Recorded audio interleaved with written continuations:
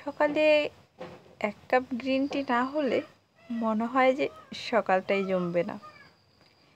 কিন্তু দেখো, মাঝে মাঝে কিন্তু আমি অবশ্য কফিও খাই।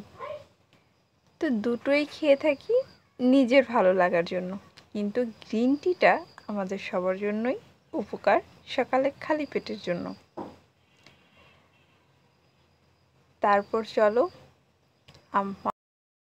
সেকেন্ড ডে চ্যালেঞ্জে প্রথমেই সকালে আমি যে কাজগুলো কমপ্লিট করেছি সেগুলোই এখন আমি ডিলিট করে দিচ্ছি।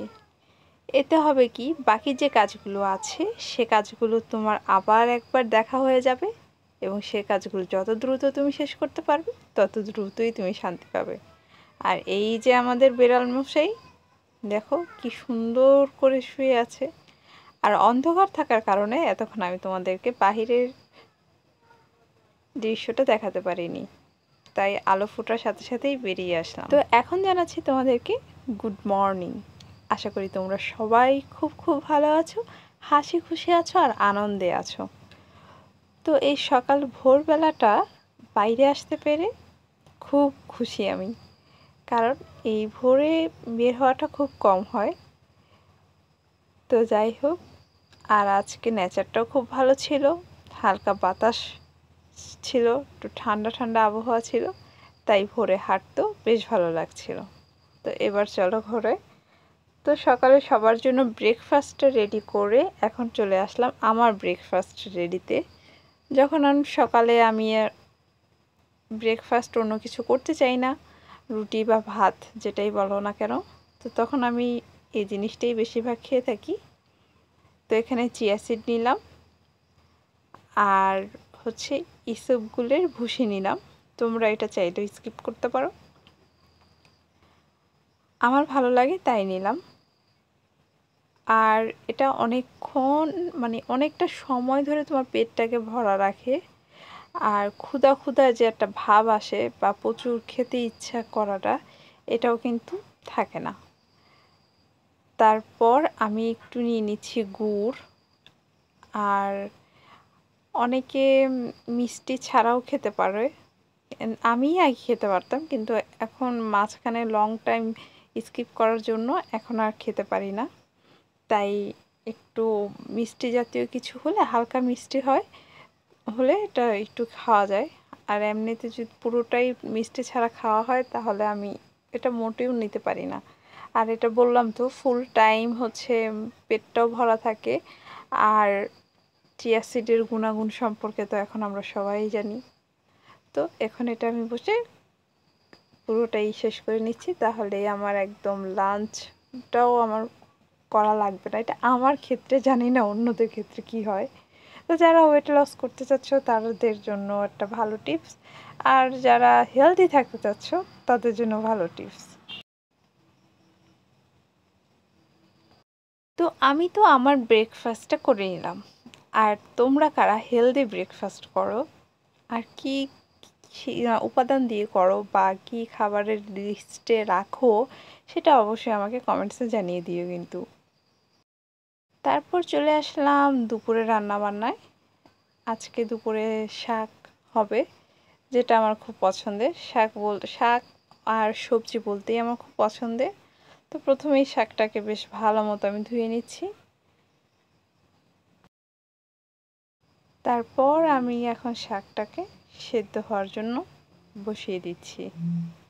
আর অনেকটা পরিমাণে অনেকটাই আছে,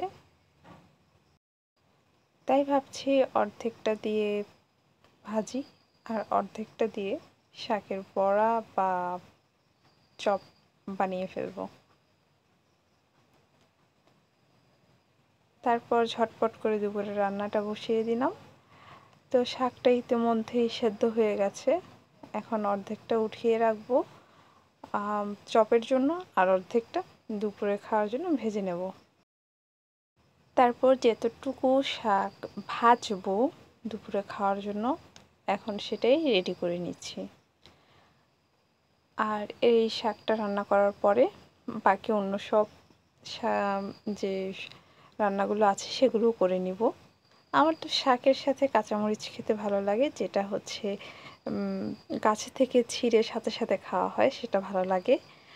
আর আজকে হচ্ছে কই মাছ আনা হয়েছিল, তো সেটা একটু জাল করে রেখে দেওয়া হচ্ছে, সেটা হচ্ছে আগামীকাল খাওয়ার জন্য।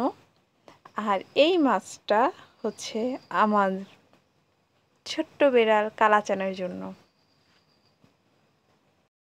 তো ওই তেলেই আরেকটু তেল দিয়ে আমি দিয়ে দিলাম পেঁয়াজ কুচি, তারপর দিলাম একটু হলুদ আর লবণ, আর দিয়েছিলাম সামান্য পরিমাণে একটু শুকনো মরিচের গুঁড়ো।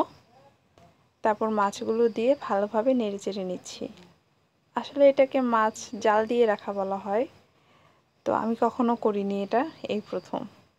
তো দুপুরে রান্নাবান্না শেষ করে এই একটু দুধ কফি আর একটা সিঙ্গারা স্ন্যাক্স হিসেবে নিয়ে আমার লাঞ্চটাও কমপ্লিট হয়ে গেল, কারণ আমার পেট পুরোই হাউসফুল। সকালে যেটা খেয়েছি সেটাই এখন পর্যন্ত পেট থেকে নামিনি। তারপর দিনের অন্যান্য যে কাজগুলো আমি শেষ করেছি সেগুলো এখন ডিলিট করে নিচ্ছি। তার মানে দিনের মধ্যে আমাকে আরও একবার দেখানো হয়ে গেল ওর সাথে। তো বেডশিটটাও চেঞ্জ করে নিয়েছি। দেখে এটা সুন্দর যে আমি প্রেমে পড়ে গেছি। ঘুম ঘুম ভাব আসছিল, কিন্তু এখন ঘুম ভাবটা পুরোটাই দূর হয়ে গেছে। আর খুব ভালো লাগছে, তাই না বলো? রুম গোছাতে কিন্তু ভালোই লাগে, খারাপ লাগে না কিন্তু। তারপর বিকেলে সেই শাকের বড়া বানিয়েছিলাম, আর একটু আলু ভর্তা ছিল সকালবেলার, সেটা দিয়ে ভাবছিলাম একটু আলু পরোটা করে ফেলি। কিন্তু পরোটাটা এত বিশাল হয়েছিল, এত বিশাল হয়েছিল যে আমি উল্টাতে পারছিলাম না। কোন কায়দা করেছে উল্টাবো সেটাও বুঝতে পারছিলাম না। তারপর যাই হোক, কোনো রকম কষ্ট মষ্ট করে উল্টানো হয়েছিল। তারপর দেখো এটার কি অবস্থা, একদম ভেঙে চৌচির হয়ে গেছে। তাই ওকে আমি সার্জারি করে সব ওর অঙ্গ প্রত্যঙ্গগুলো আলাদা আলাদা করে দিচ্ছি। লাগবে না তোকে আমার আস্ত খাওয়া, আমি তোকে কেটে ছিঁড়েই খাবো। তো সব কিছু কমপ্লিট করে এখন চলে আসলাম আমি আমার বেডে রাতে ঘুমানোর জন্য। তো চলো আজকের দিনের সব কাজগুলো আমার কমপ্লিট হয়েছে কিনা সেটা তোমাদের সাথে শেয়ার করে নিচ্ছি। এত বড় একটা চ্যালেঞ্জ, পানি খেয়ে অবশ্যই তো মাথাটা ঠান্ডা করতে হবে, তাই না? তাই আমি খুব সুন্দর করে শাওয়ার নিয়ে এসে একটু পানি খেয়ে তারপর তোমাদের সাথে বসছি আজকে সারাদিন কি কাজগুলো করলাম। তো চ্যালেঞ্জের লিস্ট দেখে আমার খুব ভালোই লাগলো। সবার লাস্টে যে চ্যালেঞ্জটা ছিল আমার শাওয়ার নেওয়া। হ্যাঁ, রাতেই আমি শাওয়ারটা নিই, তাই নিজেকে একটা ট্রিট দিলাম। পারবে, তুমি পারবে, এগিয়ে যাও। তার পরের দিনের লিস্টটা করে নিচ্ছি। তো আজকের ব্লগটি যদি তোমাদের ভালো লেগে থাকে তাহলে অবশ্যই লাইক, কমেন্ট, শেয়ার, সাবস্ক্রাইব করে দিতে ভুলে যেও না কিন্তু।